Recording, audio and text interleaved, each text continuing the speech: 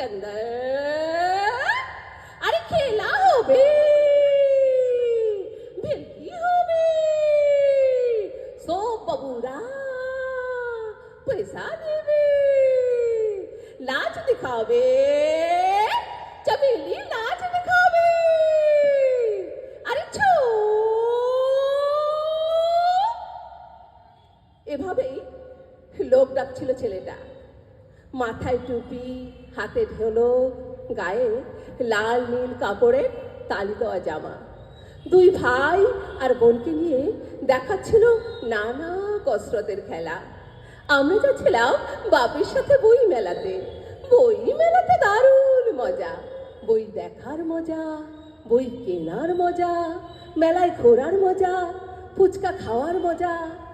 Train আসতে দেরি করছিল, তখন আবার শুনতে পেলাম ছেলেটা আবার বলছে, আরে খেল মদারি, আরে খেল মদারি, ভেলকি গারে দেখ সওয়ারি। লোহার চাক্কায়, লোহার চাক্কায় ঘুষবে কেমন তিন পেয়ারি। বাবু বাত असली, जान हथेली, सुन चमेली, खुश होने से पब्लिक दो पैसा मिले। দেখলো সবাই একটা ছোট্ট লোহার রিংয়ের ভেতর ঢুকে যাচ্ছে তিনটে শরীর। তারপর টুং টাং ঠ্যাপ, ওদের ভাঙা অ্যালুমিনিয়ামের থালায় পয়সা পড়ার আওয়াজ। তুতুন হঠাৎ জিজ্ঞেস করলো, বাপ্পি ওরা বই মেলাতে যায় না? কেমন হয়ে যাও মুখে বাপি বলল, না মা, বই মেলা তো সবার নয়।